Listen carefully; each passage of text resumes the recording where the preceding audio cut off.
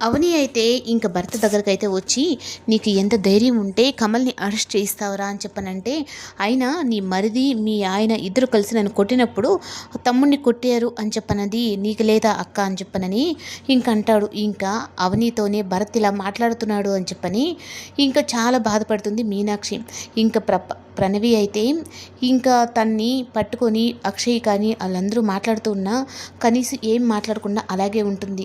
ఇంకా కమలు అలా స్టేషన్లో ఉన్నాడు అంటే అత్తయ్య చాలా బాధపడుతుంది. వచ్చి కేసు వాపస్ తీసుకుందు రా అని చెప్పని అవని పిలుస్తూ ఉంటే, నేను రాను, అయినా ఆ కమల్ గాడు నన్ను కొట్టాడు, అందుకని వాడిని స్టేషన్లో పెట్టించాను అన్నట్టుగా ఇంక భరత్ అంటూ ఉంటాడు.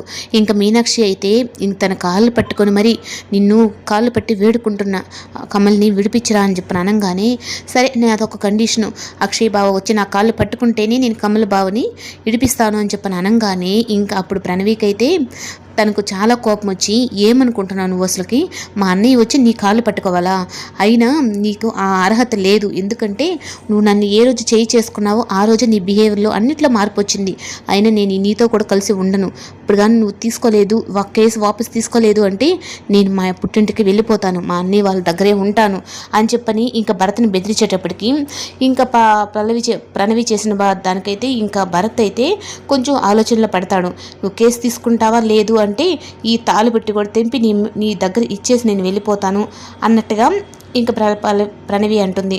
చక్రధరు అలాగే అందరూ అయితే ఇంకా ప్రణవి మాట్లాడిన మాటలకైతే చాలా అవాక్ అవుతారు.